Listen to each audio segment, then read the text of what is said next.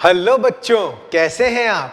मैं अजय सिंह एक बार फिर से आपका स्वागत करता हूं हमारी आज की हिंदी माध्यम की कक्षा में। तो बच्चों, जैसा कि आपको ज्ञात है, हमने चर्चा शुरू कर दी थी बहुत पहले हमारे अध्याय के बारे में, जिसमें हम काफ़ी कुछ पढ़ भी चुके थे। यानी कि हमने बात करी थी किसकी, मानव स्वास्थ्य एवं रोगों के बारे में, यानी कि ह्यूमन हेल्थ एंड डिजीज। और इसके अंदर हम मानव से संबंधित सभी प्रकार के विकारों के बारे में हम चर्चा कर चुके थे, जिसमें हमने किस किस की बात करी थी। हमने बैक्टीरियल डिजीज की बात करी थी, हमने प्रोटोजोअल डिजीज की बात करी थी, हमने वायरल डिजीज की बात करी थी। इन सभी के बारे में हम चर्चा कर चुके थे विस्तृत रूप से। साथ ही साथ हमने बात कर ली थी किसकी, इम्यूनिटी के बारे में। ठीक है, इसमें हमने किस किस की बात करी थी, इनेट इम्यूनिटी जो कि सहज होती है, जो हमें बाय बर्थ मिलती है, उसके बारे में हम चर्चा कर चुके थे। साथ ही साथ हमने बात करी थी किसके बारे में, हमने चर्चा कर ली थी यहाँ पर हमारी उपार्जित यानी कि एक्वायर्ड इम्यूनिटी के बारे में भी। ठीक है, तथा साथ ही साथ हम किसकी बात कर चुके थे, इसके बाद हमने बात करी थी हमारे ऑर्गन्स की, यानी कि जो हमारे शरीर के भीतर जो लिम्फोइड ऑर्गन्स उपस्थित होते हैं, जिनको हम क्या बोलते हैं, लसिकाभ अंग बोलते हैं। इनका हमारे शरीर में क्या रोल होता है, किस प्रकार से ये कार्य करते हैं, और संपूर्ण शरीर के अंदर यह पाए जाते हैं, जो भी क्या है, इम्यूनिटी देने का जो रोल है वो अदा करते हैं। आई बात समझ में। हमने लिम्फोइड ऑर्गन्स की बात कर ली थी, हमने टॉन्सिल्स देख लिया था, हम पियर पिचेस की बात कर चुके थे। ठीक है, तो इन सब की हम चर्चा कर चुके थे, स्प्लीन के बारे में हम समझ चुके थे। ठीक है, तो ये क्या है, ये हमारे संपूर्ण शरीर के अंदर फैले हुए होते हैं। यहां तक बात समझ में आ गई थी। अब हमें किसकी बात करनी थी, हमने प्रतिरक्षा प्रणाली के बारे में चर्चा कर चुके थे। हमें बात करनी थी कुछ एक्वायर्ड डिजीज के बारे में। ठीक है, अब एक्वायर्ड डिजीज कौन सी है, जो हमें बाय बर्थ नहीं मिली है, जो हमने एक्वायर्ड की है, यानी कि जो उपार्जित है, उन डिजीज के बारे में हम चर्चा करेंगे। और सभी उस डिजीज के बारे में आप अच्छे तरह से जानते हैं। ठीक है, क्योंकि देखा जाए तो विश्व में महामारी के रूप में एक तरह से फैलती जा रही है। महामारी नहीं कह सकते हैं, तो ये भी कह सकते हैं कि काफी अधिक संख्या के अंदर ये फैलती जा रही है। ठीक है, अब तक देखा जाए तो 2 से 2.5 करोड़ लोगों के अंदर ये जो एक्वायर्ड जो वायरस है, ठीक है ना, ये जो डिजीज है वो देखने को मिली है। ठीक है, तो हम आज जो चर्चा करेंगे वो किसके बारे में चर्चा करेंगे, हम बात करेंगे यहाँ पर एड्स के बारे में। किसके बारे में करेंगे, एड्स के बारे में। ठीक है, चलिए सबसे पहले हम क्या करते हैं, हमारी हेडिंग नोट डाउन करते हैं। चलिए, तो हम बात करने वाले हैं यहाँ पर एड्स के बारे में। ठीक है, जिसको हम क्या बोलते हैं, एड्स को बोलते हैं हम एक्वायर्ड इम्यूनो डेफिशिएंसी सिंड्रोम। ठीक है, हमने क्या बोला, इसको सिंड्रोम बोला। और इसमें जो वायरस होता है वो अलग वर्क करता है। ठीक है ना, वायरस कौन सा होता है, आरएनए वायरस। लेकिन इसको हमने क्या बोला, एक तरह से वायरस अटैक नहीं बोला, यानी कि यह कहीं से आई नहीं है, मतलब ये बाय बर्थ नहीं मिली है, कोई बीमारी का नाम नहीं है, ये उपार्जित है। ठीक है ना, अब ये उपार्जित है, इसलिए हमने इसको क्या बोला, एक तरह का ये सिंड्रोम है। क्या है ये, सिंड्रोम है। तो इसको हम क्या बोलते हैं,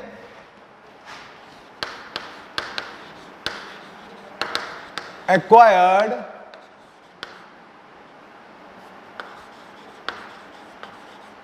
इम्यूनो डेफिशिएंसी सिंड्रोम। क्या बोल रहे हैं हम इसको यहां पे, एक्वायर्ड इम्यूनिटी या इम्यूनो डेफिशिएंसी सिंड्रोम। यानी कि ऐसा सिंड्रोम है जो हमारी जो इम्यूनिटी है, प्रतिरक्षा प्रणाली है, उसको क्या करता है, न्यून कर देता है। तो हम इसको क्या बोलते हैं कि, इसको बोलते हैं कि उपार्जित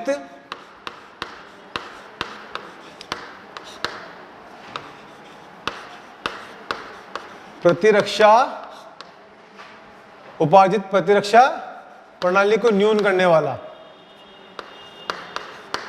प्रणाली को न्यून करने वाला, को न्यून करने वाला। ठीक है, आई बात समझ में।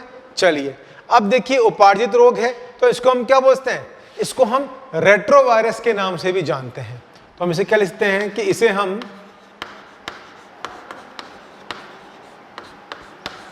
क्या जानते हैं, रेट्रोवायरस के नाम से भी जानते हैं, नाम से भी जानते हैं।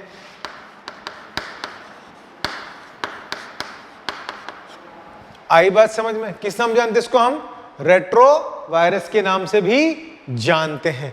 अब ये एक्वायर्ड है, यानी कि कैसी है, उपार्जित है। ठीक है, जो हमारी प्रतिरक्षा तंत्र को क्या कर देती है, न्यून कर देती है। हम क्या लिख सकते हैं कि यह उपार्जित रोग है, उपार्जित रोग है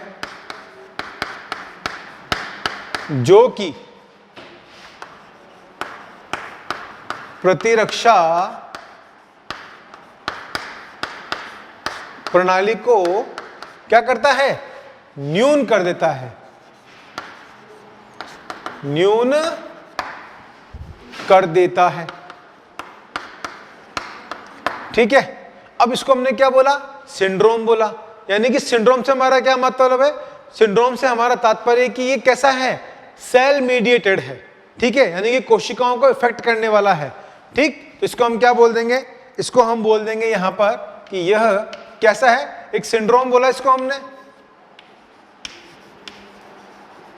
क्या बोला बच्चों हमने, इसको सिंड्रोम बोला। अभी सिंड्रोम में तो कैसा है, यह किससे किससे जुड़ता है, ये सेल इमीडिएट इम्यूनिटी से ये बिलोंग करता है। ठीक है ना, सेल मेडिएटेड, सॉरी हम क्या बोलेंगे इसको, cell mediated immunity, cell mediated immunity से।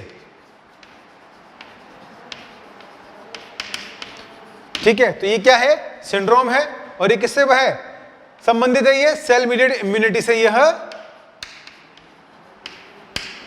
संबंधित होता है।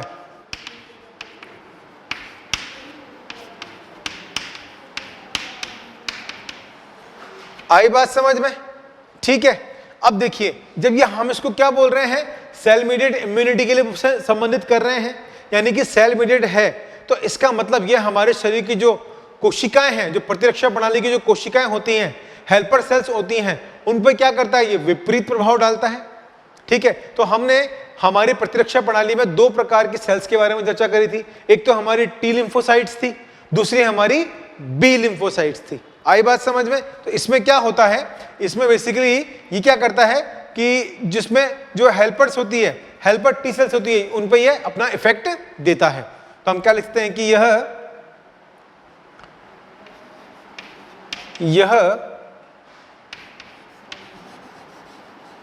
हेल्पर टी सेल्स या टी लिम्फोसाइट सेल हम भी कह सकते हैं,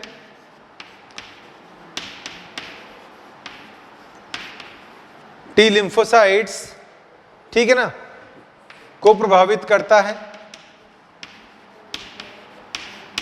को प्रभावित करता है। ठीक है, तथा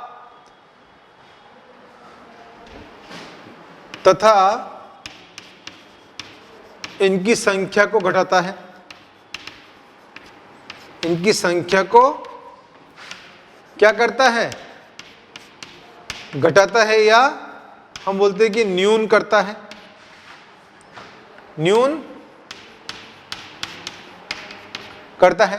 तो मेन ये किस पे अटैक कर रहा है, टी लिम्फोसाइट्स पे अटैक करता है। ठीक है, तो जब हम इसकी मैकेनिज्म देखेंगे तब हम ये भी समझेंगे कि टी लिम्फोसाइट्स पे ये किस प्रकार से अपना प्रभाव डालता है। आई बात समझ में?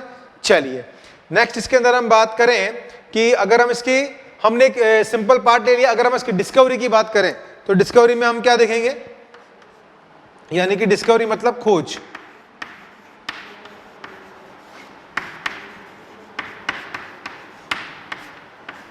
तो सर्वप्रथम जिसकी खोज थी वो कहां हुई थी, यूएसए के अंदर हुई थी। कब? सन 1981 में, यानी कि 1981 में। ठीक है, इसकी खोज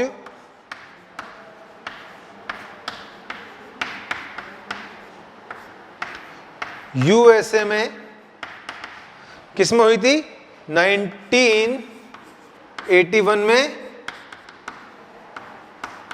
हुई थी। ठीक है, सबसे पहले किसमें देखने को मिला, होमोसेक्सुअल्स में ये देखने को मिला।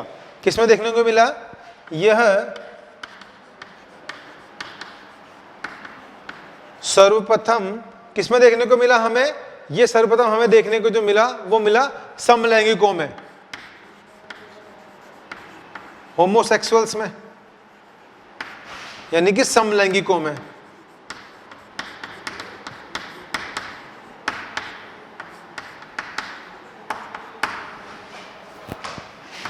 देखने को मिला।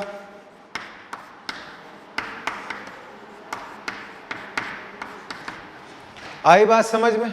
ठीक है, तो सबसे पहले यूएस के अंदर मिला, यूएसए में, वो भी किसमें? होमोसेक्सुअल्स में देखने को मिला, यानी कि समलैंगिकों में हमें देखने को मिला। एक बात क्लियर हो गई। नेक्स्ट इसके अंदर हम बात करें तो इसके अंदर देखिए सबसे बड़ी बात है कि इसको हम क्या बोलते हैं? डेथ वायरस भी बोलते हैं। क्या बोलते हैं इसे? हम डेथ वायरस या डेथ वारंट भी बोलते हैं। डेथ वायरस या डेथ वारंट भी कहते हैं। ठीक है, तो ये एक्वायर्ड है, उपार्जित है। डेथ वायरस इसलिए बोला कि इस वायरस के बॉडी में अटैक करने के बाद प्रतिरक्षा प्रणाली को ये क्या करता है? न्यून करता है। ठीक है, तो इस कंडीशन में हम व्यक्ति को मृत्यु से बचा नहीं सकते हैं, क्योंकि अभी तक भी इसका कोई जो पुख्ता इलाज है वो नहीं है। ठीक है ना? और अगर देखा जाए तो संपूर्ण विश्व में आज तक ये 2 से 2.5 करोड़ लोगों के अंदर ये फैल चुका है। ठीक है, तो यहां पर कोई इसका इलाज नहीं है पुख्ता, तो केवल जो ड्रग्स काम में ली जाती है, जिनको हम क्या बोलते हैं? रेट्रोवायरल ड्रग्स बोलते हैं, क्योंकि हमने इसको क्या बोला? यहां पे रेट्रो वायरस बोला। तो रेट्रोवायरल जो ड्रग दी जाती हैं वो कुछ समय के लिए क्या होती है कि शरीर में थोड़ी सी इम्यून सिस्टम को जो है डेवलप कर लेती हैं। मतलब कुछ, अगर कोई व्यक्ति पर्सन अगर साल या 2 साल में उसकी मृत्यु हो सकती होगी इस वायरस की वजह से, तो वो 2 से 3 साल और एक्सटेंड हो जाएगी, बस, इससे ज्यादा नहीं होता है। लेकिन कहने का मतलब है, डेथ वारंट से हमारा मतलब यह है कि इसमें इंसान की मृत्यु तो निश्चित हो ही जाती है। ठीक है, इस वायरस के अटैक के बाद। आई बात समझ में? क्लियर है? चलिए अब देखिए ये सबसे पहले फैला कहां पे? ठीक है, अगर हम इसके फैलने की बात करें तो वैसे इसके बारे में पता पड़ा था रोवर ग्लॉस को 1960 में। कब? 1960 के अंदर। ठीक है, तो हम लिखते हैं कि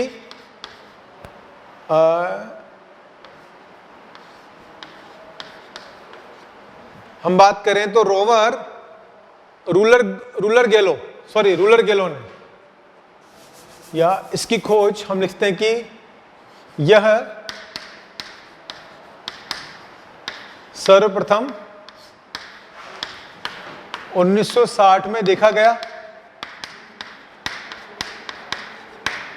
ठीक है, 1960 में इसका पता चला था, और देखा ह्यूमंस में जो देखने को मिला वो 1981 के अंदर यूएसए के अंदर होमोसेक्सुअल्स के, यानी कि समलैंगिकों के भीतर।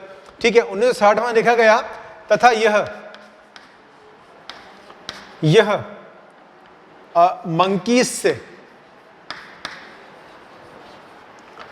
मंकीज से किसमें आया? ये ह्यूमंस में आया है, ह्यूमंस में आया था। ठीक है, तो किससे मिला? ये मंकीज से मिला। ठीक है, सबसे पहले मंकीज में देखा गया था, और उसके बाद ये कहां पर आया? ह्यूमंस के अंदर यह आया। आई बात समझ में? सेल में रिलेटेड है, इसके बारे में हम बात कर चुके हैं। ठीक है, अब 1983 में क्या हुआ कि साइंटिस्ट थे लेक मॉन्टेनियर, ठीक है ना, और उनके जो कलीग्स थे, उन्होंने इस वायरस को क्या नाम दिया? उन्होंने इस वायरस को जो नाम दिया वो उसकी खोज की, उसको इन्होंने क्या बोला? एड्स वायरस बोला। ठीक है, तो 1983 में लेक मॉन्टेनियर, ठीक है, बिल्कुल, हाँ, लेक मॉन्टेनियर, 1983 में लेक मॉन्टेनियर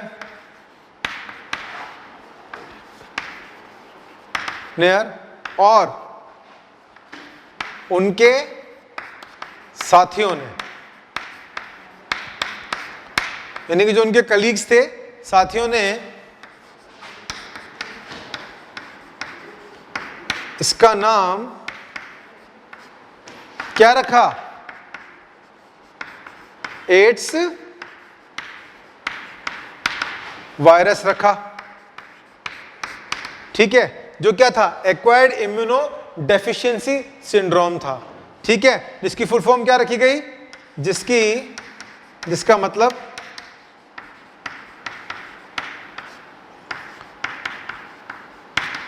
बाहर से उपार्जित वायरल रोग, जिसको हम क्या बोलते हैं, जिसे हम एक्वायर्ड इम्यूनो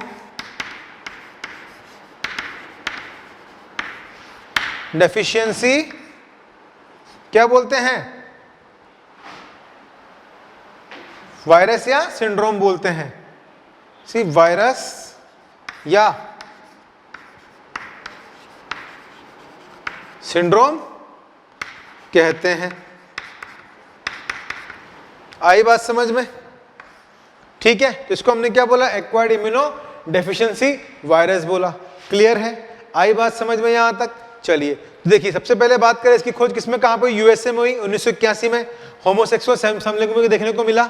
ठीक है, फिर इसे हम डेथ वायरस क्यों बोलते हैं, क्योंकि इसमें व्यक्ति की जो है मृत्यु निश्चित है, वो बचाई नहीं जा सकती है, क्योंकि सीधे किस पर अटैक करती है, हमारी प्रतिरक्षा प्रणाली पर आक्रमण करती है। ठीक है, सर्वप्रथम 1960 में देखा गया था, किसमें, मंकी से ह्यूमन के अंदर आया है, ये क्लियर हो चुकी है बात। ठीक है, 1983 में लेग मॉन्टेनियर और उनके कुछ कलीग्स थे, उन्होंने क्या कहते हैं, इसको एड्स वायरस का नाम दिया था, जिसको उन्होंने क्या बोला था, एक्वायर्ड इम्यूनोडेफिशिएंसी सिंड्रोम, यानी कि बाहर से उपार्जित रोग जो हमारी प्रतिरक्षा प्रणाली को इफेक्ट करता है। इसको हमने क्या बोला था, एड्स वायरस के नाम से जाना, जिसको हम क्या बोलते हैं, एड्स वायरस या एड्स सिंड्रोम के नाम से भी हम इसको जानते हैं।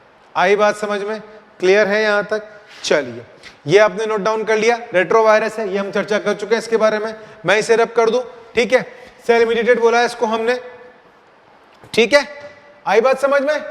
चलिए नेक्स्ट इसमें हम बात कर लेते हैं कि अब ये इन्होंने नाम तो दे दिया इसको। ठीक है, अब इसके बाद क्या हुआ, एड्स वायरस की खोज करी और इसको इन्होंने क्या बोला, एलवी वायरस भी बोला था। क्या बोला इन्होंने इसको, एलवी वायरस भी बोला, जिसका मतलब क्या होता है, लिम्फेडोपैथी वायरस। क्या बोला इसको इन्होंने, लिम्फेडोपैथी वायरस बोला। तो हम क्या लिख सकते हैं यहां पे कि इन्होंने इसे क्या कहा, एलवी वायरस भी कहा। एलवी वायरस मतलब लिम्फेडोपैथी वायरस कहा गया। ठीक है, चलिए अब नेक्स्ट किसकी हम बात करें, अब इसे क्या बोला इन्होंने, लिम्फेडोपैथी वायरस भी बोला। चलिए अब 1986 में क्या हुआ, सन 1986 में, 1986 के अंदर इसे क्या बोला, HZV वायरस भी कहा गया, या HIV वायरस भी इसे कहा गया। सॉरी, HZV नहीं, HIV, इसे क्या कहा गया, HIV वायरस कहा गया, वायरस कहा गया। ठीक है, तो नॉर्मली आज की डेट के अंदर हम क्या बोलते हैं, मोस्ट कॉमनली एड्स को यूज ना करके हम लोग किसका यूज करते हैं, यहां पर HIV वायरस का यूज करते हैं, क्योंकि हमने इसको क्या बोला, ह्यूमन इम्यूनो वायरस। ठीक है, तो इसको हमने क्या बोल दिया, यहाँ पे ह्यूमन इम्यूनो वायरस बोल दिया, HIV बोल दिया। ठीक है, जो नॉर्मल टेस्ट होते हैं वो भी किसके होते हैं, HIV के नाम से ही होते हैं। ठीक है, और जो इसके लिए बेस्ट टेस्ट जो यूज में लिया जाता है वो कौन सा होता है, इसमें बताइए मुझे। इसका जो टेस्ट होता है वो आपका एक बहुत ही एलिसा टेस्ट होता है, बेसिकली उसके द्वारा ये जो है जांच में किया जाता है। ठीक है, चलिए, तो इसको क्या बोला उन्होंने, HIV वायरस कहा गया 1986 के अंदर। इसका मतलब क्या था, human immuno virus, immuno virus. Clear है? चलिए नेक्स्ट हम बात करें इसे अमेरिका में। ठीक है, क्योंकि सबसे पहले कहां देखने को मिला था, ये यूएसए के अंदर ही देखने को मिला था। ठीक है, तो इसे अमेरिका में HCLV थर्ड से भी जानते हैं, HCLV थर्ड भी कहा गया।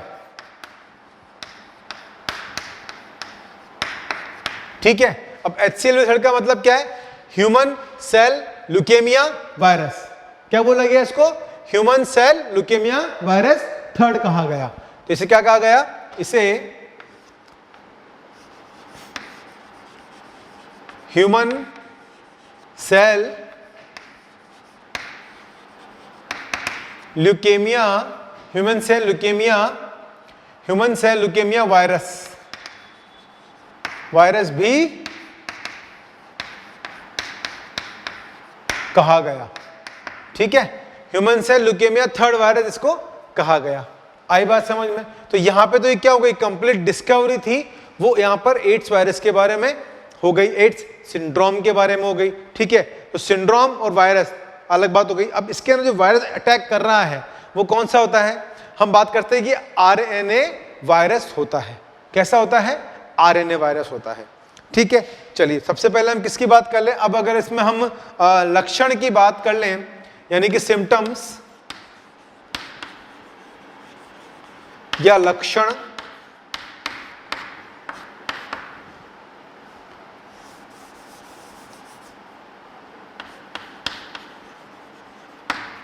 ठीक है, लक्षण की हम बात करें तो लक्षण क्या है? देखिए पहला लक्षण तो इसमें हम बात करें व्यक्ति का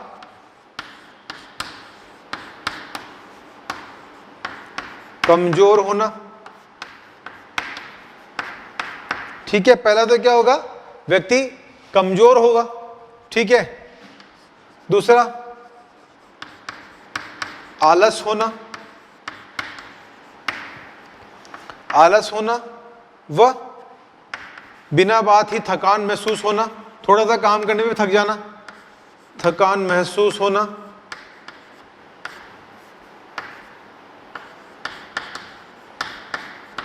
ठीक है, तीसरी हम बात करें लगातार बुखार का बने रहना, मतलब कभी भी टेम्परेचर चेक करो तो नॉर्मल ऐसा लगेगा कि शरीर गर्म है, शरीर में बुखार बने रहना।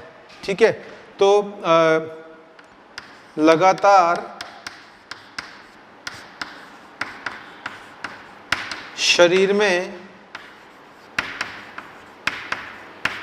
बुखार बने रहना। ठीक है, नेक्स्ट इसके अंदर फिर की बात करें हम, जो बॉडी वेट है पर्सन का, वजन में लगातार क्या होना? कमी होना। अगला कारण क्या है? वजन में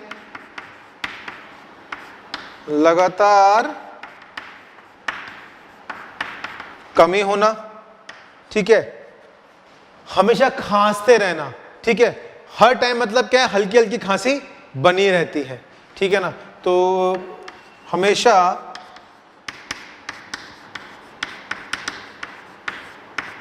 खांसी का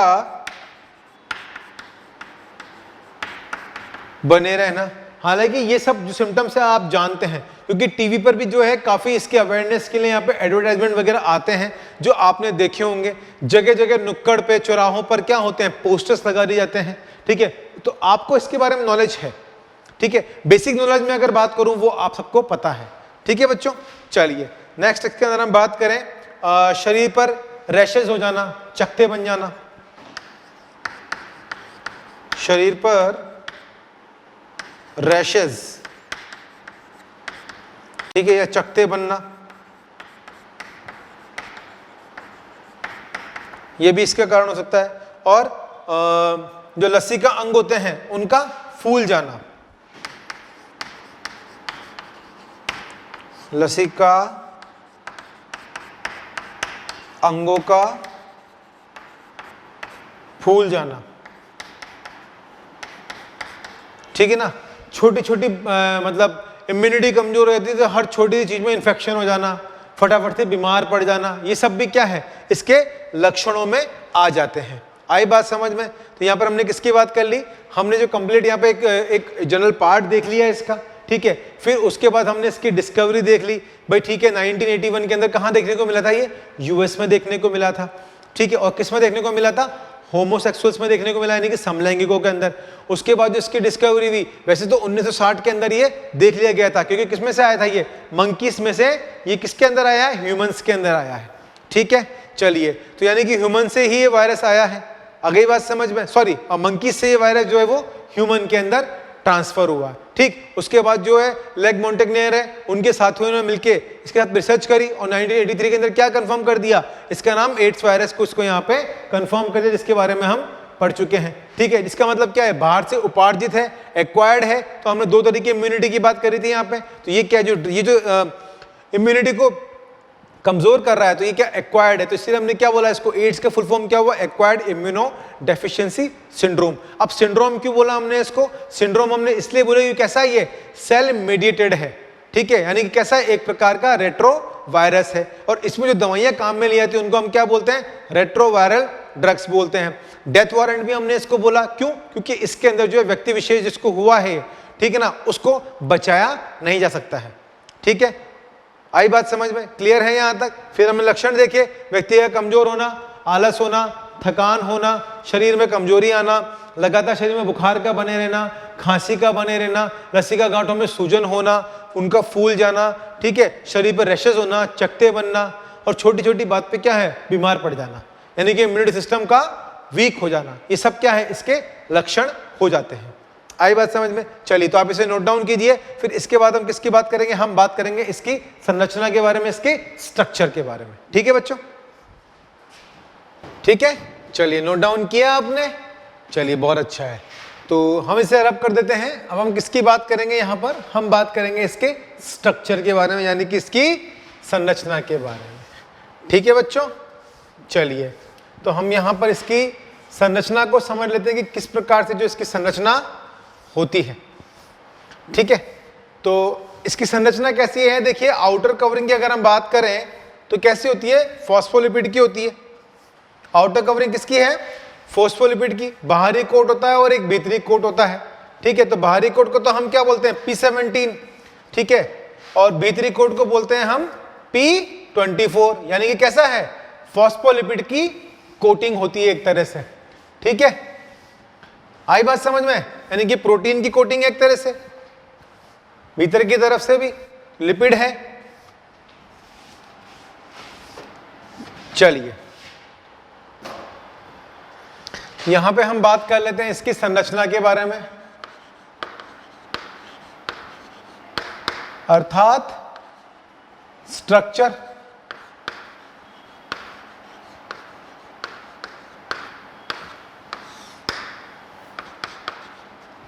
ठीक है, चलिए तो संरचना बना ले, ग्लाइकोप्रोटीन की लेयर है।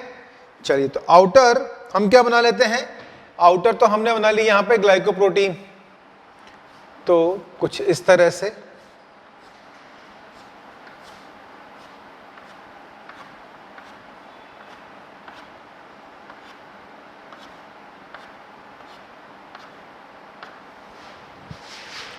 थोड़ा सा टेढ़ा हो गया, सीधा कर लेते हैं इसको हम वापस से, ठीक है। चलिए तो ये हो गई कवरिंग। फिर इसके बाहर हम बना लेते हैं एक और आउटर कवरिंग,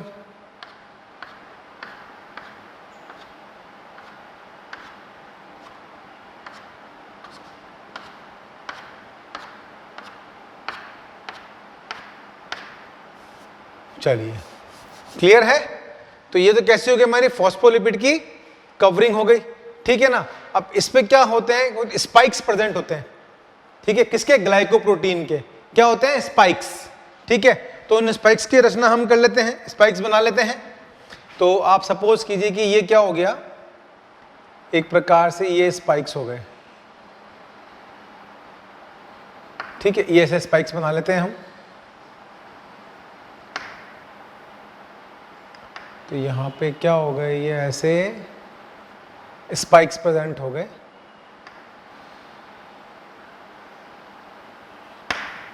कुछ इस प्रकार से।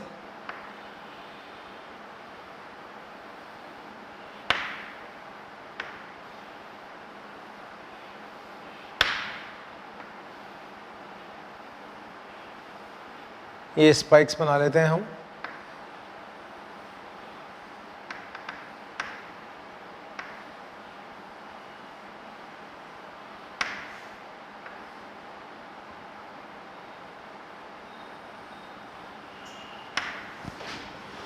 ठीक है, कुछ इस प्रकार से ये स्पाइक्स बन जाते हैं। ये देखिए,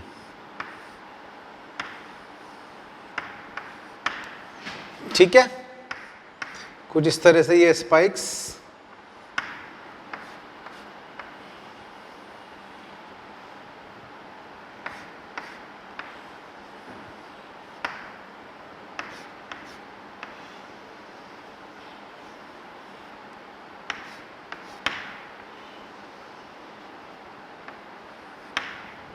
ठीक है, तो कुछ ऐसे क्या आते हैं, इस पे स्पाइक्स बन जाते हैं। ठीक है, चलिए अब ये क्या है, कुछ इस तरह से।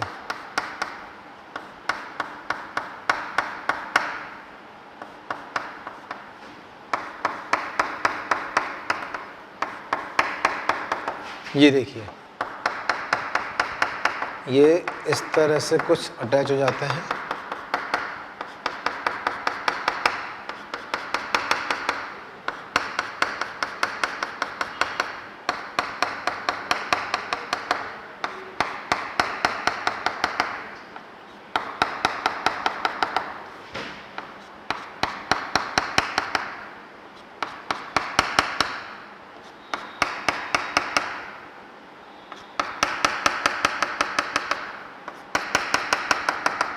ठीक है, इस तरह से क्या हो गई, ये स्पाइक्स प्रेजेंट हो गए।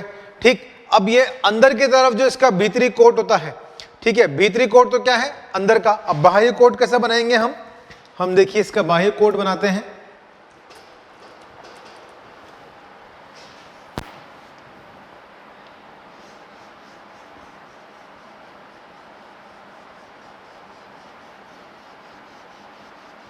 ये क्या बनाया इसका हमने, बाह्य कोट। अब हम क्या बनाएंगे, इसका भीतरी कोट। कुछ इस प्रकार से क्या हो गया, इसका ये भीतरी कोट हो गया। ठीक है, अब इसमें भीतर की तरफ हम बात करें तो इसमें क्या उपस्थित है,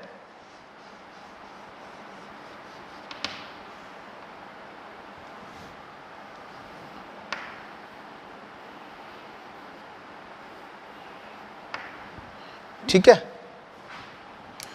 ये इसमें आरएनए प्रेजेंट है।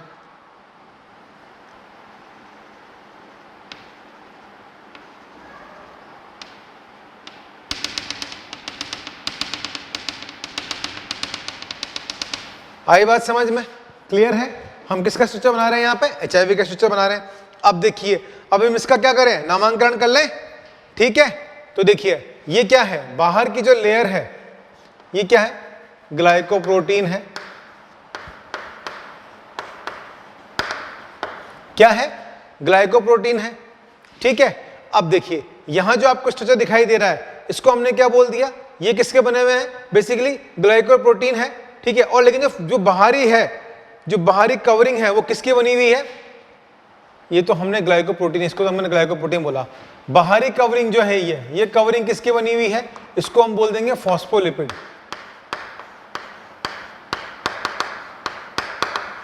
किसकी बनी हुई है, ये फॉस्फोलिपिड की बनी हुई है, यानी कि लिपिड की बनी हुई होती है,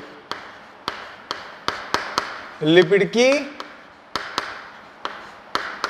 बनी होती है। ठीक है, आई बात समझ में, किसकी बनी है, फॉस्फोलिपिड की। अब ये ग्लाइकोप्रोटीन है, तो यहां पर जो ग्लाइकोप्रोटीन है, यानी कि इसको तो हम क्या बोलेंगे, इसको हम बोलेंगे GP120। ठीक, और जो नीचे का पार्ट है, ये वाला पार्ट, इसको हम क्या बोल देंगे, ये कहलाएगा GP41। क्या कहलाएगा, ये ऊपर का पार्ट कहलाएगा GP120। इसको हम बोलते हैं ग्लाइकोप्रोटीन 120 के नाम से जानते हैं, इसको हम ग्लाइकोप्रोटीन 41 के नाम से आते हैं। ये पीछे का जो हिस्सा है, आई बात समझ में। आउटर कवरिंग जो वो क्या है, फॉस्फोलिपिड की, लिपिड की बनी हुई होती है। ठीक, चलिए अब इसके अंदर का जो कोट दिखाई दे रहा है आपको, ठीक है, तो ये जो बाहरी कोट है येलो वाला, कौन सा कोट है, ये जो बाहरी कोट है येलो वाला, ये वाला कोट, इस कोट को हम क्या बोल देंगे, ये कहलाएगा हमारा बाहरी कोट, बाहरी कोट, या इसको हम क्या बोल देंगे, एक्सटर्नल कोट।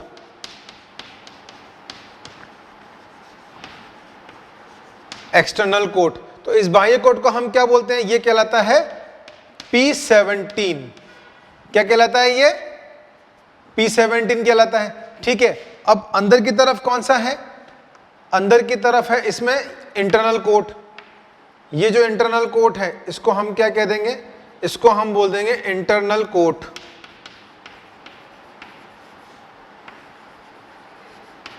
क्या बोला इसको हमने, इंटरनल कोट, यानी कि ये हो गया आंतरिक कोट।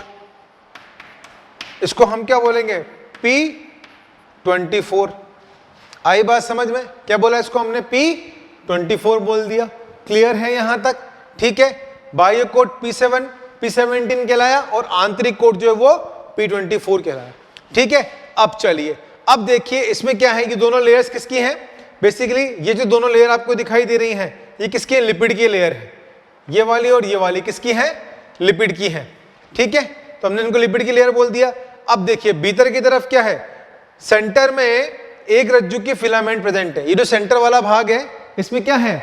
आरएनए फिलामेंट उपस्थित होता है। तो हम इसमें लिख सकते हैं कि इसमें सेंटर की हम बात करें तो इस वाले भाग में, ठीक है, इस वाले भाग में क्या बोलेंगे हम? सेंटर में एक में दो, ठीक है, केवल दो ही बना लेते हैं हम, यहां पर इसको हटा देते हैं। ठीक है, सेंटर में दो, एक रज्जु की है, एक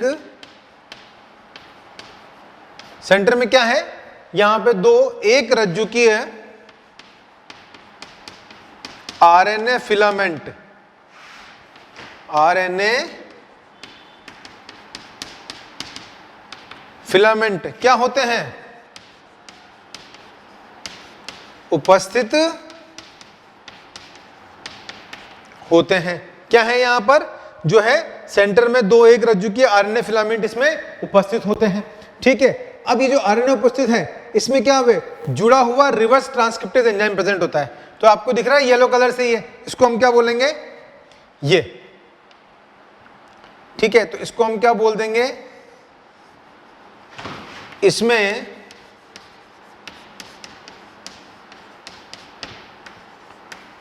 जुड़ा हुआ रिवर्स ट्रांसक्रिप्टेज क्या होता है? एंजाइम होता है। ठीक है, एंजाइम इसमें पाया जाता है। तो ये एंजाइम क्या काम करता है? यह एंजाइम, ये आपको विजिबल है? ये आपको बेटा नीचे का विजिबल है ना? चलिए, यह एंजाइम क्या काम करता है? बहुत ही इंपॉर्टेंट काम करता है। यह एंजाइम आरएनए को किस में कन्वर्ट कर देता है? डीएनए में कन्वर्ट कर देता है। डीएनए में क्या कर देता है? बदल देता है, बदल देता है। यानी कि जब इसका मोड ऑफ एक्शन देखेंगे हम, तो उसमें हम क्या देखेंगे कि जो आरएनए वायरस है वो क्या करेगा? ये जो एंजाइम है, ठीक है, रिवर्स ट्रांसक्रिप्टेज जिसको हमने बोला, ये क्या करेगा? आरएनए को डीएनए में कन्वर्ट कर देता है। ठीक है, आई बात समझ में? फिर किसमें आता है? ये होस्ट सेल में। ठीक, होस्ट सेल कैसे काम करती है? एज ए फैक्ट्री काम करना शुरू कर देती है और फिर क्या बनाती है?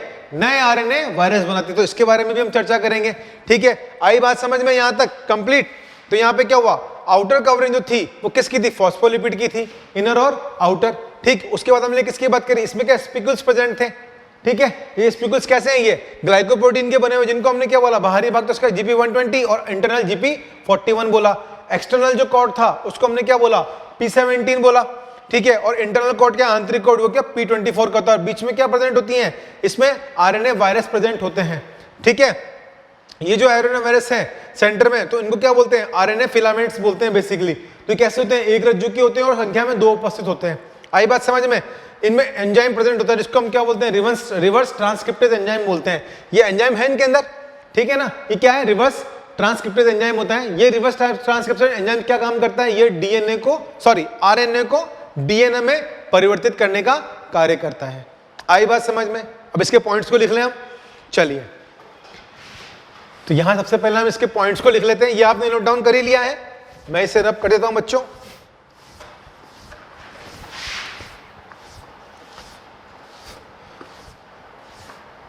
ठीक है, चलिए, तो यहां पर कुछ महत्वपूर्ण पॉइंट्स हैं, उनको हम नोट डाउन कर लेते हैं। जैसे पहला, इसमें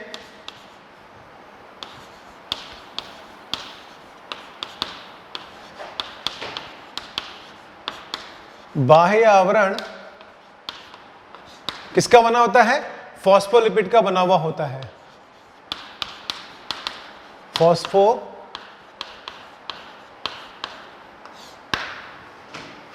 का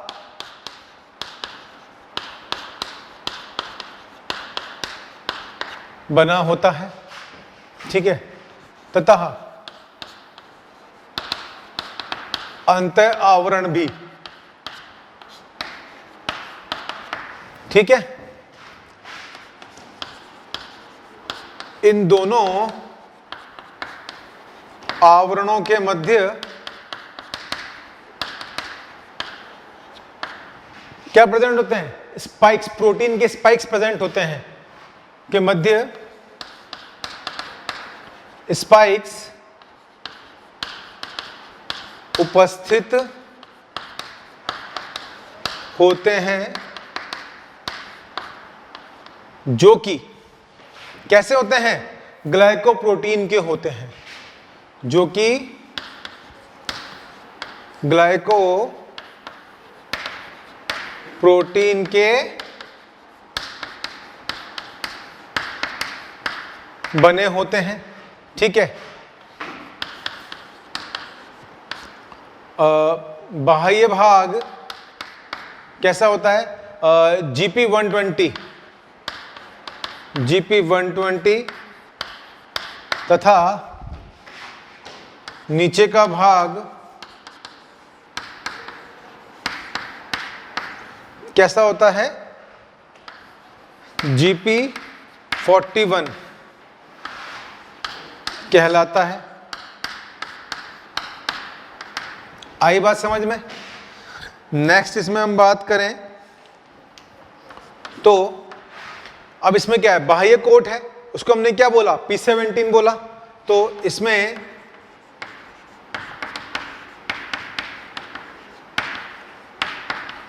बाह्य कोट को क्या बोला हमने? P17 व आंतरिक कोट क्या कहलाता है हमारा? P24 कहलाता है, ठीक है। आई बात समझ में? चलिए, तथा इसमें मध्य भाग में यानी कि सेंटर में दो एक रज्जु की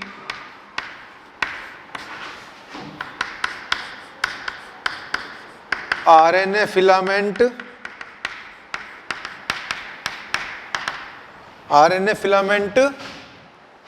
क्या होते हैं? इधर देखिए, ये क्लियर है? आपको दिखाई दे रहा है? आरएनए फिलामेंट क्लियर दिखाई दे रहा है बेटा? चलिए, तो आरएनए फिलामेंट उपस्थित होता है या होते हैं, जो कि इन पे क्या होता है? जो कि रिवर्स ट्रांसक्रिप्टेज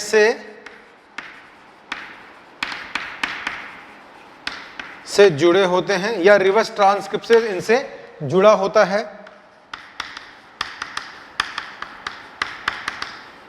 जो कि एक प्रकार का एंजाइम है, एक प्रकार का एंजाइम होता है, ठीक है। तथा यह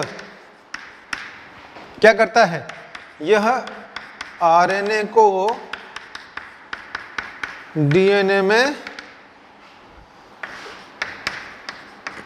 बदल देता है। आई बात समझ में? क्लियर है?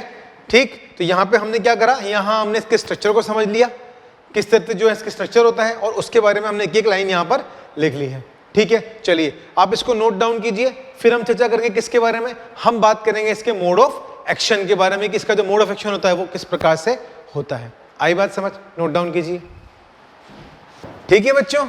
आई बात समझ में? क्लियर? तो यहाँ पे हमने क्या देखा, किसके बारे में बात करी, हमने यहाँ पे चर्चा करी हमारे एड्स के स्ट्रक्चर के बारे में। ठीक है, तो इसकी संरचना को हमने देख लिया, फॉस्फोलिपिड है, ग्लाइकोप्रोटीन है, फिर अंदर आरएनए जो है, ट्रांसक्रिप्टेज जो है प्रेजेंट है। ठीक है ना, रेट्रोवायरस है, इसको हमने ये कह दिया। चलिए, तो अब हम किसकी बात कर लेते हैं, इसके मोड ऑफ एक्शन की बात कर लेते हैं, यानी कि जो इसकी क्रिया विधि है वो किस प्रकार से ये इफेक्ट करता है। ठीक है, चलिए, तो ये आपने नोट डाउन कर लिया, मैं इसे रब करता हूं बच्चों। ठीक है, चलिए, पहले हम इसे थ्योरी को मिटा देते हैं, तब तक अगर आपने डायग्राम में कुछ नहीं किया हो तो आप कर सकते हैं। ठीक है, वैसे जो डायग्राम अगर एक बार आपने समझ लिया तो आप थ्योरी अपने हिसाब से आप खुद लिख सकते हैं, क्योंकि हमें पता है हमें चीजों को यहां पर रटना नहीं है। ठीक, और रही वायरस की बात, तो सबसे खतरनाक वायरस है, 2 से 2.5 करोड़ तो अभी तक ये निपटा चुका है। ठीक है, तो ध्यान रखा जाए, अधिकतर बीमारियां जो हैं वो जानवरों से इंसानों में आ गई है ना, एक्वायर्ड, उपार्जित कर ली गई है। चलिए, अब हम बात कर लेते हैं किसकी, हमने स्ट्रक्चर को समझ लिया, अब हम बात कर लेते हैं इसके मोड ऑफ एक्शन की। ठीक है प्यारे बच्चों, कर ले बात किसके बारे में, मोड ऑफ एक्शन के बारे में। चलो, तो लिखो फिर हेडिंग, मोड ऑफ एक्शन, यानी कि इसकी क्रिया विधि, किस प्रकार से विधि विधान करता है ये, इसके बारे में हम चर्चा कर लें। तो इसका मोड ऑफ एक्शन क्या होता है, यहां पर महत्वपूर्ण हो जाता है। ठीक है, चलो कर लें फिर तैयारी, बनाएं। चलिए आइए, सबसे पहले क्या बनाते हैं, वायरस बनाना है। तो ये हमने कोट बनाया। ठीक है, इसके भीतर क्या उपस्थित है, ये क्या है, आरएनए। क्या बोला इसको हमने, आरएनए बोला। ठीक है, और कंप्लीटली इसको हम क्या बोल देंगे, ये क्या कहलाएगा, रेट्रोवायरस। क्या बोल देंगे इसको हम,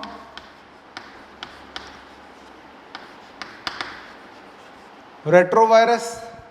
ठीक है, दिख रहा है, विजिबल है, चलो बहुत अच्छी बात है। अब देखिए, ये वायरस है, इसके बाहर क्या है, ये इसका बाहर का है, ये तो हमने कंप्लीटली बोल दिया इसको। इसका जो बाहर का कोट है, ये कोट क्या है, इसका प्रोटीन कोट है, क्योंकि किसका बना ये, ग्लाइकोप्रोटीन है। तो ये क्या है, प्रोटीन कोट हम इसको कह सकते हैं एक प्रकार से। ठीक है, यानी कि प्रोटीन का आवरण हो गया, ये तो आपको समझ में आता ही है। अब ये आवरण जो है ये क्या कर रहा है, अटैक कर रहा है किस पे, ये किस पे क्या करेगा, ये अटैक करेगा। तो चलिए इसको अटैक करवा लेते हैं हम दूसरे कलर से। तो यहाँ पर ये क्या किया, इसने ये अटैक किया। ठीक, अब इसने किस पे अटैक किया, अब ये कैसा है, प्लाज्मा मेम्ब्रेन पे करेगा। तो इसमें क्या है, अभी किस फॉर्म में ये इसको हमने अंदर बनाया वापस से आरएनए। ठीक है, अब इस पे क्या लगाएंगे हम, एंजाइम। तो इस पे क्या प्रेजेंट है, इस पे एंजाइम प्रेजेंट है। ठीक है, ये क्या हो गया, यहां पर एंजाइम हो गया। ठीक है, अब ये क्या कर रहा है, ये अटैक कर रहा है।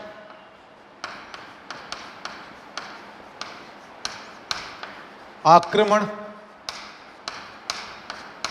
ठीक है, अटैक करेगा।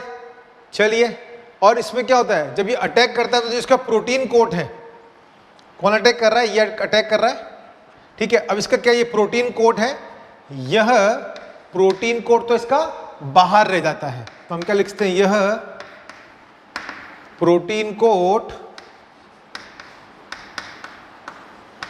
बाहर रह जाता है। ठीक है, तो क्या हो गया, इसका जो प्रोटीन कोट है तो क्या हो जाएगा, बाहर हो जाएगा। क्या अटैक करेगा, ये जो आरएनए है ये क्या करेगा, अटैक करेगा। ठीक है, तो हम इसको लिख देते हैं आरएनए। ठीक, अब आरएनए अटैक करेगा, तो अब हम क्या बनाते हैं, प्लाज्मा मेम्ब्रेन बना ले। ठीक है, चलो, तो ये हमारी क्या हो गई, हम बना लेते हैं यहां पर, ये हमारी प्लाज्मा मेम्ब्रेन हो गई भाई।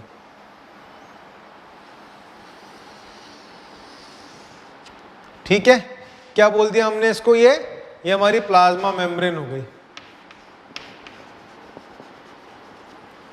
प्लाज्मा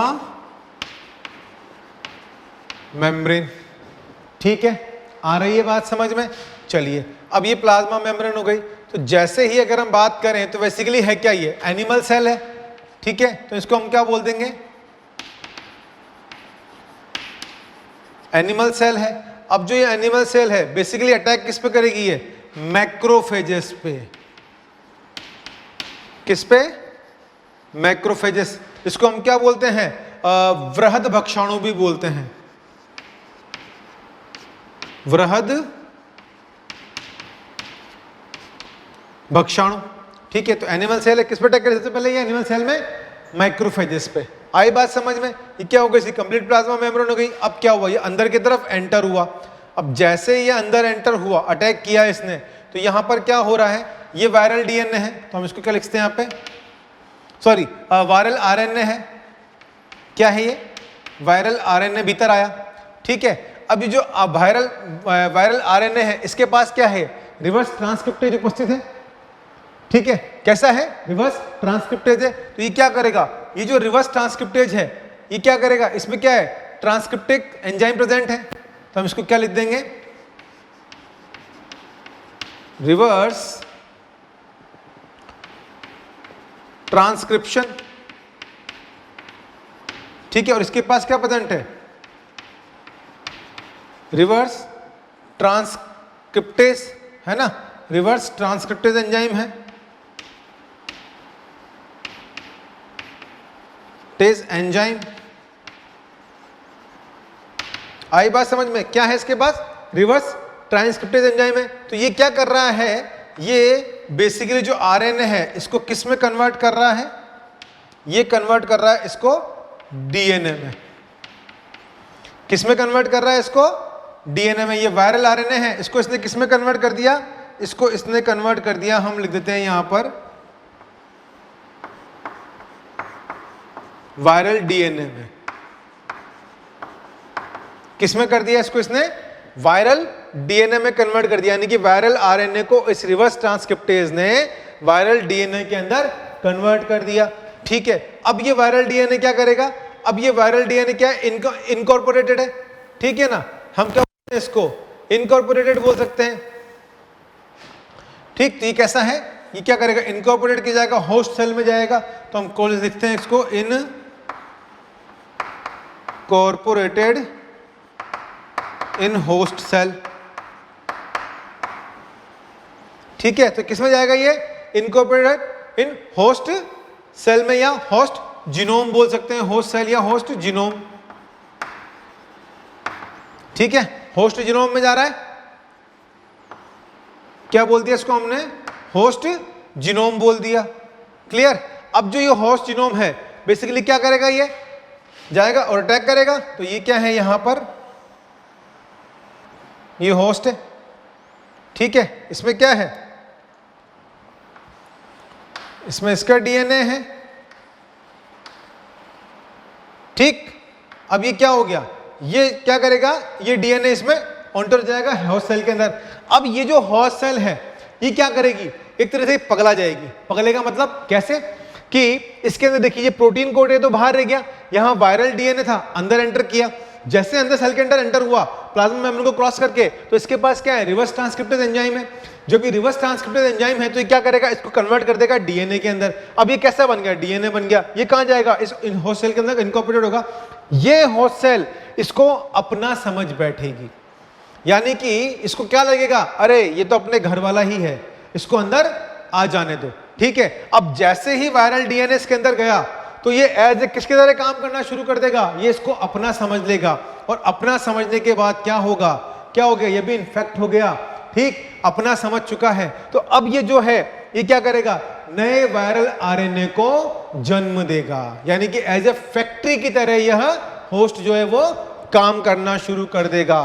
तो हम इसको क्या बोल देंगे, इसको हम बोल देंगे आरएनए वायरस फैक्ट्री। ठीक है, तो ये क्या करेगा, इन्फेक्ट करेगा, तो हम लिखते हैं कि इन्फेक्टेड सेल्स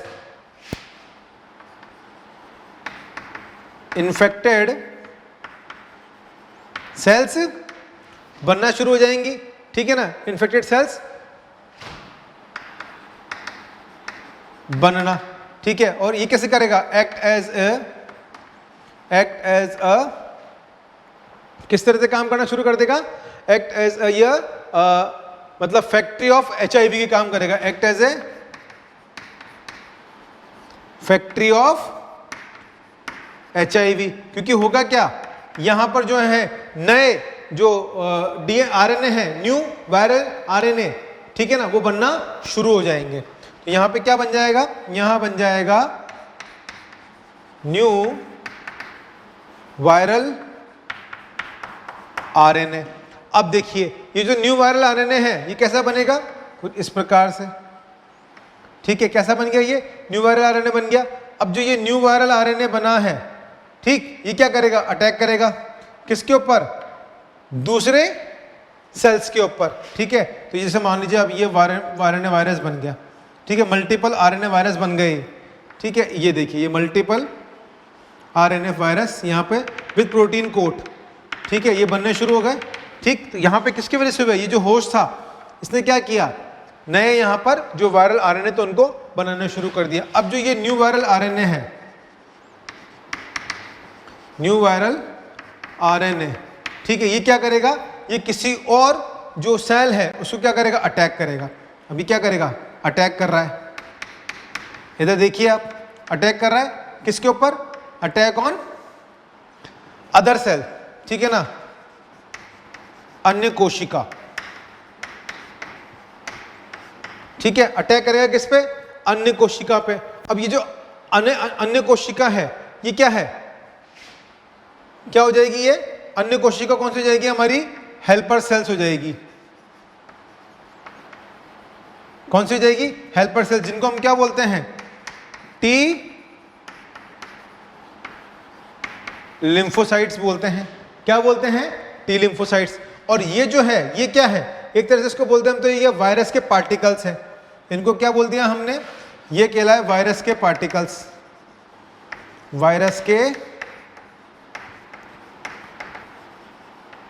पार्टिकल्स, ठीक है। तो क्या करेंगे, इफेक्ट करेंगे, और यहां पर क्या हो रहा है, यहां से प्रोड्यूस हो रहा है न्यू वायरल DNA। तो हम इसको लिखते हैं प्रोड्यूस्ड न्यू वायरल RNA। यहां पे था DNA, था वायरल DNA, किससे कन्वर्ट हुआ, जो वायरल RNA था इसका प्रोटीन कोड तो क्या हुआ, बाहर ही जाता है, और ये RNA इफेक्ट करता है। इस पे क्या है, रिवर्स ट्रांसक्रिप्टेज है, तो ये रिवर्स ट्रांसक्रिप्टेज क्या होगा, इसको कन्वर्ट कर देगा किसके अंदर, वायरल DNA में। अब वायरल DNA जो इनकॉर्पोरेट होगा किसमें, होस्ट सेल में या फिर जीनोम के अंदर बात कर रहे हैं हम। तो यहां पर क्या समझेगा, ये अपना समझ बैठेगा इस DNA को, ठीक है, और क्या करेगा, एज ए फैक्ट्री की तरह यहाँ पे जो नए हैं ये DNA से वापस क्या बनेगा, इसको RNA बनाना शुरू कर देगा, ठीक है। और जो न्यू RNA बनेंगे वो विद प्रोटीन कोड बनेंगे। तो वापस से क्या होते हैं, वापस से जो RNA होते हैं अदर सेल को जाके इन्फेक्ट करते हैं, और कंप्लीटली क्या करते हैं, जो हेल्पर सेल्स है उसके साथ जाके ये उसको जो उसके जो ग्राही होता है, ठीक है ना, उस पे जाके क्या करते हैं, ये अटैच हो जाते हैं, उस ग्राही पे, एंटीजन पे जाके अटैच, ग्राही पे जाके अटैच होते हैं और जाके उसको नष्ट करना शुरू कर देते हैं। आई बात समझ में। तो ये किस प्रकार से कर रहे हैं, इस प्रकार से इसको ये इफेक्ट कर देते हैं। और एक्ट ऐसे कैसे करते हैं, ये एक्ट करते हैं एज ए HIV फैक्ट्री की तरह से, ठीक है। न्यू जो है ये RNA वायरसेस है उनको ये बनाना शुरू कर देते हैं। आई बात समझ में। चलिए तो अब देखिए इसमें क्या हो रहा है, बेसिकली अगर हम बात करें इफेक्ट कैसे करता है हेल्पर टी सेल्स को, ठीक है। तो देखिए क्या होता है कि यह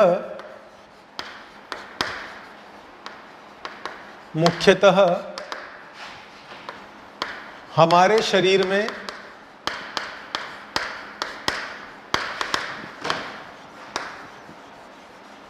हेल्पर टी सेल्स को क्या करता है, ये मुख्यतः हमारे शरीर में हेल्पर टी सेल्स को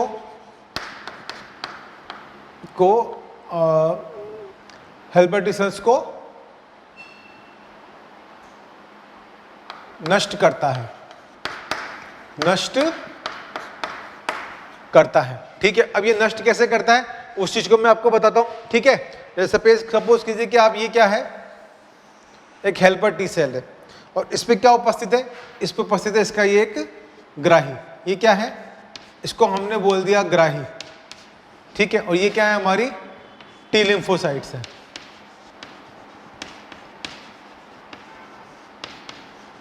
ठीक, तो अब क्या करेगा, यहां पे ये वायरस है, हमने क्या बना दिया, यहां पर ये क्या है, आरएनए वायरस है। तो ये आरएनए वायरस कहां जाएगा, ये यहां जाके अटैच हो जाएगा इससे, ये यहां पे जाके क्या हो गया, इस पे अटैच हो गया, ठीक है। अब ये अटैच होकर क्या करेगा, इस पे अटैक करेगा, और अटैक करे क्या कर देगा, इसे नष्ट कर देगा,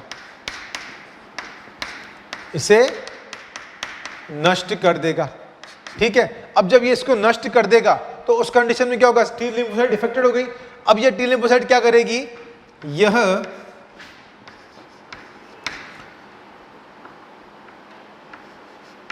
टी लिम्फोसाइट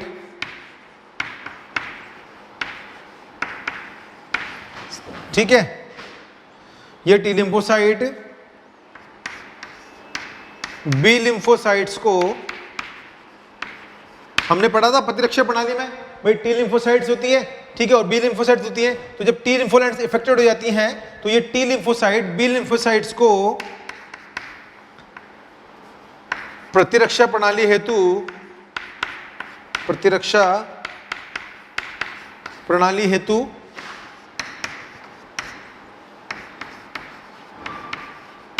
प्रोटीन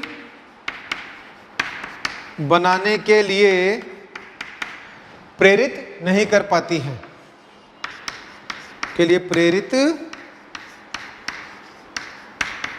नहीं कर पाती हैं, ठीक है। क्योंकि हम बेसिकली अगर बात करें तो टी लिम्फोसाइट्स क्या है, खुद तो कुछ काम नहीं करती हैं, क्या करती है, मेन काम क्या है इसका, इनके साथ में अगर कुछ स्रावित नहीं करती है, बस बेसिकली काम तो करती हैं, स्त्रावण नहीं करती हैं। तो टी लिम्फोसाइट्स क्या करती हैं, बी लिम्फोसाइट्स को प्रेरित करती हैं कि तू भाई क्या कर, तू प्रोटीन बना, यानी कि प्रतिरक्षा, यानी कि एंटीबॉडीज बना। तो प्रेरित नहीं कर पाती है, यानी कि एंटीबॉडीज बनाने के लिए प्रेरित नहीं कर पाती है, एंटीबॉडी नहीं बना पाती है, ठीक है। तो इस कारण प्रतिरक्षा प्रणाली क्या हो जाती है, एक तरह से धीमी व कमजोर हो जाती है, ठीक है। अब क्या होगा, जब टी लिम्फोसाइट इफेक्टेड होंगी तो क्या करेंगे, बी लिम्फोसाइट्स कोई सिग्नल नहीं भेज पाएंगी, ठीक है, अपने जीन को नष्ट कर देगी। तो उस कंडीशन में क्या होगा, जब बी लिम्फोसाइट्स है वो क्या कर पाएगी, प्रोटीन का निर्माण नहीं कर पाएंगे, जिससे क्या होगा, इसमें जो होती हैं, हम बात करें तो बेसिकली इसके अंदर जो है वो एंटीबॉडीज नहीं बन पाती है, नहीं बन पाती, तो उस चक्कर में बी लिम्फोसाइट्स में प्रोटीन का निर्माण नहीं होता, एंटीबॉडी नहीं बनती और हमें प्रतिरक्षा प्रणाली जो है कमजोर पड़ जाती है, ठीक है। अभी जो ग्राही होता है ना, इस ग्राही को हम क्या बोलते हैं, ये ग्राही कहलाता है यहाँ पे CD4 सेल्स, क्या कहलाता है, CD4 सेल्स होती है, ठीक है। तो उनपे क्या होता है, इस ग्राही को CD4 सेल्स बोलते हैं। तो सीधा आक्रमण किस पे होता है, इनके ऊपर होता है। आई बात समझ में, क्लियर है यहाँ तक, ठीक। तो मुख्यतः हो क्या रहा है यहाँ पर, मोड ऑफ एक्शन की अगर हम बात करें तो मोड ऑफ एक्शन में यहाँ पे क्रियाविधि है, रेट्रोवायरस है, हमने इसके बारे में चर्चा कर ली, ठीक है। आरएनए वायरस है, प्रोटीन को प्रेजेंट होता है, अटैक करेगा, आरएनए के पास क्या है यहाँ पे, इसका रिवर्स ट्रांसक्रिप्टेज एंजाइम है, ये क्या करेगा, अंदर अटैक करेगा, किसमें, प्लाज्मा मेम्ब्रेन में। सबसे पहले कहाँ पे अटैक कर रहा है, सबसे अटैक कर रहा है पहले ये कहाँ पे, मैक्रोफेजेस पे, ठीक है। और मैक्रोफेजेस के बाद किसको कर रहा है, सेल को अटैक कर रहा है सीधा सीधा, ठीक है। और यहाँ पे क्या कर रहा है, एज ए फैक्ट्री की तरह वर्क कर रहा है और न्यू आरएनए बना रहा है। हुआ क्या, जैसे ये अंदर गया तो इसके क्या था, ये प्रोटीन कोड तो बाहर रह गया, आरएनए अंदर चला गया, इस आरएनए ने क्या करा, ट्रांसक्रिप्टेज एंजाइम इसके पास था, इससे क्या करा, इसको वायरल आरएनए ने रिवर्स ट्रांसक्रिप्टेज की वजह से क्या करा, इसको यहाँ पे वायरल डीएनए में कन्वर्ट किया। अब वायरल डीएनए किसमें हुआ, इनकॉर्पोरेट हुआ, किसके अंदर, होस्ट सेल के अंदर या जीनोम के अंदर। इसने क्या करा, इसको अपना समझ लिया और यहाँ पे क्या बनाने लगे, न्यू आरएनए वायरस का निर्माण होने लगा। तो एज ए फैक्ट्री की तरह ये न्यू आरएनए वायरस बनाने लगा, जो कैसा था, इन्फेक्टेड सेल बना रहा था, ठीक है। उसके बाद क्या हुआ, वायरल डीएनए था, इसको हमने क्या बोला, ये वायरस के पार्टिकल्स थे। अब ये क्या कर रहे थे, अन्य कोशिका को ये अटैक करना शुरू कर दिया इन्होंने, ठीक है। तो हुआ क्या, बेसिकली इन्होंने किसको अटैक किया, टी हेल्पर सेल्स को किया।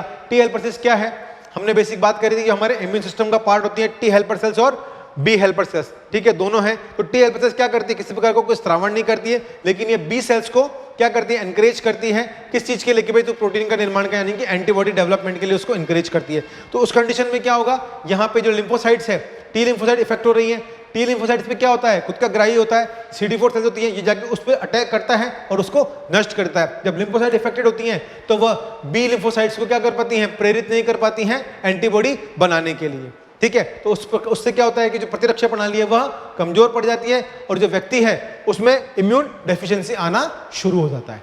आई बात समझ में? तो इस प्रकार से क्या हो गया, हमारा ये मोड ऑफ एक्शन यहां पर कंप्लीट हो जाता है।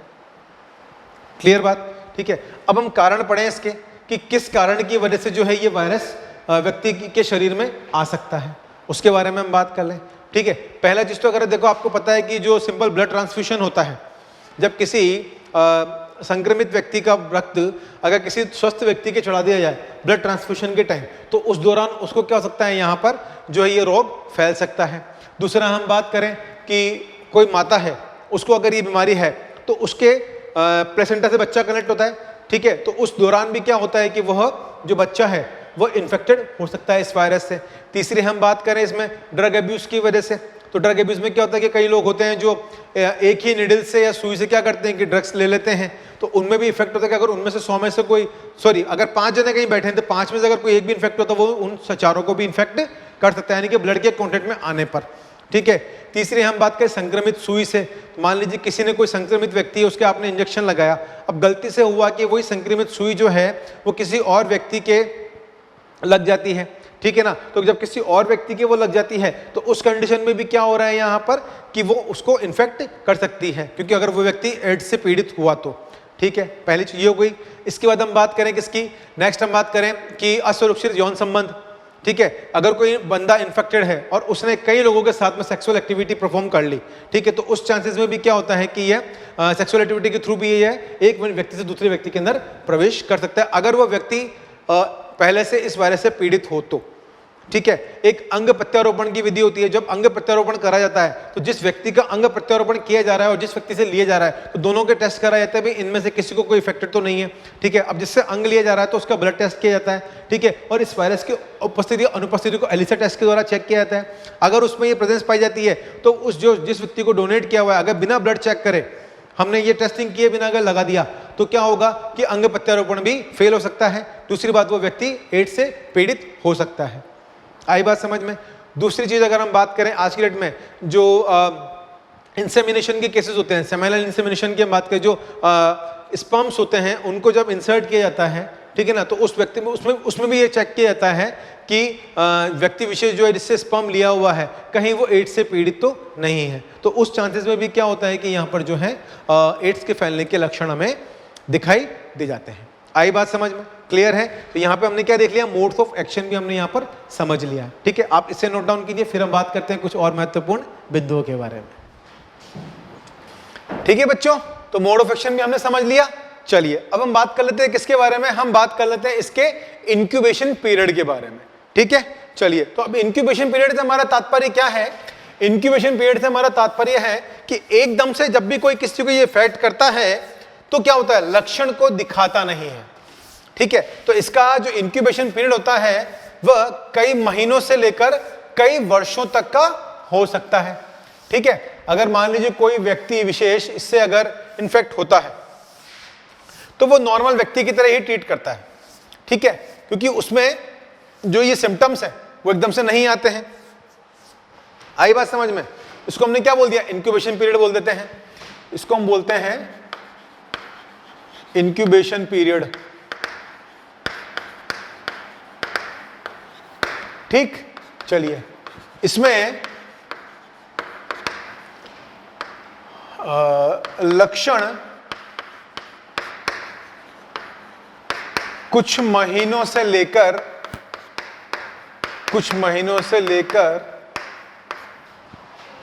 5 से 10 वर्ष तक भी समय ले लेते हैं। 5 से 10 वर्ष तक का समय भी ले लेते हैं, समय भी ले लेते हैं, ठीक है। जिसमें क्या होता है, वायरल बॉडी के अंदर लक्षण ही नहीं आते हैं। तो इसमें कम समय में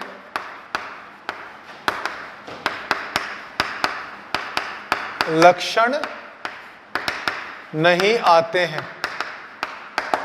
ठीक है, आई बात समझ में? तथा तो 5 से 10 वर्ष भी इसके अंदर पता होने में लग जाते हैं। तो व्यक्ति क्या होता है कि एक तरह से हम बात करें कि कैरियर का काम करता है, क्योंकि बेचारे को उसको खुद को पता नहीं होता, क्योंकि कोई लक्षण है नहीं, कोई सिम्टम है नहीं। और इंडियन फिनोमिना तो वैसे ही है, जब तक कोई लक्षण या सिम्टम आते नहीं हम डॉक्टर के पास जाते नहीं, है ना। क्लियर फंडा रहता है ना हमारा ये, कि अगर पहले सेल्फ ट्रीटमेंट, फीवर आ गया कुछ भी हो गया तो पहले खुद खा लेंगे। कौन सी? मेडिकल वाले के पास जाएंगे, भैया ये दवाई दे देना। मेडिकल वाला ज्यादा पढ़ा लिखा है इंसान, ठीक है, वो जाएगा, आप गए उसके पास, आपने सिम्टम बता दिया और उसने दवाई दे दी आपको। ठीक है, ठीक है। कुछ समझदार मेडिकल्स वाले होते हैं जो वास्तव में जो बैठे होते हैं, जिन्हें फार्मासिस्ट कहते हैं, और उनको नॉलेज होती है, उनको डॉक्टर से फार बेटर नॉलेज होती है किस चीज की? ड्रग्स के बारे में। ठीक है, लेकिन पता पड़ा कि वहां कोई बंदा बैठा हुआ था जिसको नॉलेज नहीं है और रूटीन में जो दवाई दे रहा था उसने वो आपको पकड़ा दी। ठीक है, अब वो आपको दवाई सूट करी नहीं करी, आपकी पुरानी हिस्ट्री क्या थी क्या नहीं थी उसको नहीं पता, उससे दे दिया, मामला और बिगड़ गया। आपने दवाई ले ली, अब मामला बिगड़ते आप कहाँ जाएंगे? डॉक्टर के पास में। ठीक है, डॉक्टर लिखेगा आपको 15 टेस्ट, फिर आप मुंह से कोड़ते हो, नहीं मैं तो नहीं कराऊं। क्यों नहीं कराऊं? पहले गलती किसने करी? तो वो कहते हैं ना, सस्ता रोए बार बार, महंगा रोए एक बार, तो वो वाली चीज है। ठीक है, तो यहां पे क्या होता है, बेसिकली उसको पता नहीं था और वो एज ए कैरियर की तरह इंसान जो है यहां पर कार्य करना शुरू कर देता है। ठीक है, समय लक्षण नहीं आते हैं तथा वह वाहक की भांति क्या करता है? एड्स को फैलाता है, एड्स को फैलाता है। क्लियर है? चलिए नेक्स्ट हम बात करें किसकी?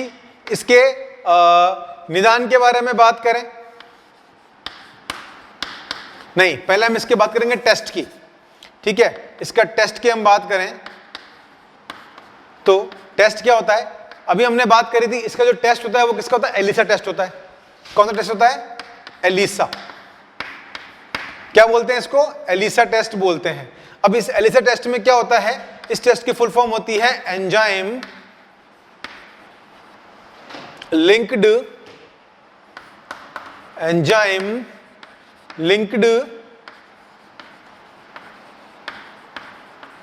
इम्यूनो सॉर्बेंट एस्से, सॉर्बेंट एस्से। ठीक है, तो क्या होता है कि इसका एक किट आता है। ठीक है, मार्केट में किट मिलता है। उस किट में क्या होता है कि एलिसा टेस्ट जो किट है उसके अंदर पहले से क्या होता है कि एचआईवी के एंटीजन प्रेजेंट होते हैं। क्या होते हैं? एचआईवी एंटीजन प्रेजेंट होते हैं। अब जब उसको उसमें रक्त मिलाया जाता है, रक्त डाला जाता है उस किट के अंदर, तो होता क्या है कि अगर रक्त के अंदर एचआईवी ने अपनी एंटीबॉडी बना रखी है, ठीक, होता क्या है, बंदा इन्फेक्टेड है, उसको पता नहीं है, उसने टेस्ट करा, तो अगर उसकी बॉडी में जैसे एचआईवी एंटर करता है तो 6 से 8 हफ्तों के अंदर क्या करता है? एंटीबॉडी बनाना शुरू कर देता है। ठीक, तो जो इन्फेक्टेड पर्सन होगा तो उसमें क्या होगा? अगर एंटीबॉडी है तो वो एंटीजन क्या करेंगे? जाके उससे अटैच हो जाएंगे। तो इससे कंफर्म हो जाएगी भाई ये जो बंदा है इसको क्या है? एचआईवी इन्फेक्टेड है। तो पहला टेस्ट तो कौन सा हो गया? एलिसा हो गया। तो इसमें क्या होता है? इसमें किट में एचआईवी एंटीजन उपस्थित होता है जो कि 6 से 8 हफ्तों में, जो कि संक्रमित व्यक्ति के रक्त में क्या बनाता है? एंटीबॉडी बना लेता है। कितने? 6 से 8 हफ्तों में, 6 से 8 हफ्तों में। ठीक है, तो जब ये टेस्ट परफॉर्म करते हैं तो वो क्या होता है? जो एंटीजन है, एंटीबॉडी बनी हुई ऑलरेडी, तो इसके आते ही वो क्या होती है? एक तरह से डिटेक्ट हो जाती है कि हाँ भाई इस पर्सन को HIV है। ठीक है, 6 से 8 तो तुम्हें, तथा यह एंटीजन को डिटेक्ट कर लेती है। ठीक है, तो इससे पता पड़ जाता है एक तो। दूसरा इसमें जो टेस्ट होता है, इंपॉर्टेंट टेस्ट होता है, वो होता है Western blot test. Western blot test. ठीक है, तो ये कंफर्म करने के लिए जो है यह 100% एड्स को कंफर्म करने के लिए होता है। कंफर्म करने के लिए होता है। ठीक है, चलिए अब इसके हम निदान की अगर बात करें तो सेक्सुअल एक्टिविटी परफॉर्म करते हैं तो उसमें क्या करना चाहिए, हमें निरोधक का इस्तेमाल करना चाहिए। हमारे इंडिया का बेस्ट सेलिंग ब्रांड कौन सा है, हमने बात करी थी रिप्रोडक्टिव हेल्थ में किसकी, निरोध के बारे में। तो हमें ये क्या यूज करना चाहिए, निरोध करना चाहिए, निरोध यूज करना चाहिए। ठीक है, जिससे क्या होगा, सेक्सुअल एक्टिविटी के ड्यूरेशन में क्या होगा, ये वायरस नहीं फैलेगा। मल्टीपल पर्सन्स के साथ में सेक्सुअल एक्टिविटी नहीं करनी चाहिए। ठीक है, उससे भी वायरस फैलता है। संक्रमित सुई का इस्तेमाल नहीं करना चाहिए। ये चीजें आपको लिखाने की जरूरत नहीं है, ये आपको जनरल में पता होना चाहिए। ठीक है, ड्रग एब्यूज के बारे में हमने बात कर ली थी, वो नहीं होना चाहिए। निदान क्या है, दूरियां बनाए रखनी चाहिए। ठीक है, अननोन पर्सन्स के साथ में कोई एक्टिविटी परफॉर्म नहीं करनी चाहिए। ठीक है, आई बात समझ में। तो यही कुछ क्या होते हैं, निदान होते हैं बेसिकली अगर हम बात करें तो। और क्या बचा इसमें हमारा, बस कंप्लीटली अगर हम इसके मेडिसिन की बात करें तो मेडिसिन में इसमें कौन कौन से मेडिसिन काम में लेती है, हमने बात करा था कैसे वायरस, रेट्रोवायरस है। तो जो रेट्रोवायरल ड्रग्स होती हैं उनको यहां पर इस्तेमाल किया जाता है। ठीक है, जो क्या करती है, इसके इफेक्ट को थोड़ा बहुत कम करती हैं। ठीक है, ज्यादा कम नहीं कर पाती हैं। ठीक है, मैंने बात करी थी कि डेथ वारंट तो ये रिलीज कर ही देता है कि अगर किसी व्यक्ति विशेष को है तो। आई बात समझ में। तो रेट्रोवायरल जो ड्रग है वो इसमें काम में ली जाती है, जैसे AZT हो गई, ठीक है, रेमडेसिविर हो गई, ठीक, और इंडियम पैरावीर हो गई। तो ये जो ड्रग्स हैं वो यहाँ पर रेट्रोवायरस के रूप में, यहाँ पर रेट्रोवायरल ड्रग्स के रूप में यहाँ पर काम में ली जाती है। ठीक है बच्चों, तो आज के इस लेक्चर में हमने कंप्लीटली एड्स के बारे में टॉप से लेके बॉटम तक, ठीक है ना, हमने कंप्लीटली जो है वो इसके बारे में नॉलेज ले ली है। ठीक है, हमने प्रस्तावना भाग भी देखा, उसके बाद हमने इसकी जनरल खोज की डिस्कवरी की बात भी हमने करी, इसके बाद हमने इसके स्ट्रक्चर को देखा कि इसमें किस तरह से स्ट्रक्चर प्रेजेंट होता है, फिर हमने इसके मोड ऑफ एक्शन को देखा, फिर हमने इसके इंक्यूबेशन पीरियड के बारे में बात करी, फिर हमने इसके टेस्ट के बारे में बात करी जो कि एलिसा और वाटन ब्लॉट टेस्ट हैं, दोनों के बारे में चर्चा करी। इसके बाद हमने इसके निदान की बात करी, इससे बचाव के उपाय भी मैंने आपको बताया, और साथ ही साथ जो इसके मेडिसिन है, जो इनकी दवाइयां हैं वो रेट्रोवायरल ड्रग्स कहलाती हैं, उनके बारे में भी हमने चर्चा करी। आई बात समझ में। ठीक है, पहले जब तक ये डिटेक्ट नहीं हुआ था तब तक जो कैंसर था उसको सबसे गंभीर बीमारी माना जाता, लेकिन ये उससे भी गंभीर है। हालांकि जो हमारे साइंटिस्ट हैं, रिसर्चर्स हैं, वो इस चीज पे कंटिन्यू वर्क कर रहे हैं कि किसी भी तरह से इसका भी कोई जो है वैक्सीनेशन बना लिया जाए एड्स की बीमारी का, या फिर क्या किया जाए कि जहां पर ये एंटीजन अटैच होता है, बेसिकली अटैक करता है, तो वहीं से जो है इसको हटा दिया जाए। तो सभी चीजें चल रही हैं, लेकिन एट दैट टाइम अभी तक कोई सफलता अर्जित नहीं की गई है। ठीक है, तो जैसे सफलता अर्जित की जाएगी आप सभी को पता लग ही जाएगा। ठीक है, जब सफलता अर्जित होगी तो उसकी भी क्या होगी, नोटिफिकेशन जारी होगी, सब चीजें होंगी, और उसके बारे में भी हम आगे चर्चा करेंगे। तो मैं यही कामना करता हूं कि इसकी भी जो है वैक्सीन या हम बात करें कोई मेडिसिन ऐसी हो जाए कि वो इसको डिटेक्ट कर सके, सही कर सके। ठीक है, तो कुछ स्टेम सेल्स की वजह से भी कुछ अभी हुआ है, चल रहा है रिसर्चर की, और उनसे करके भी इसको हम जो है वापस से खत्म कर सकते हैं। सो देखिए, जो भी अच्छा होगा अच्छा ही होना चाहिए। ठीक है, चलिए बच्चों, तो आज के लेक्चर में हमने कंप्लीट एड्स को कवर अप किया। तो बस आज की कक्षा में इतना ही, मिलते हैं अगली कक्षा में और हम बात करेंगे किसके बारे में, अगली डिजीज जो होगी हमारी कैंसर डिजीज। तब तक के लिए धन्यवाद।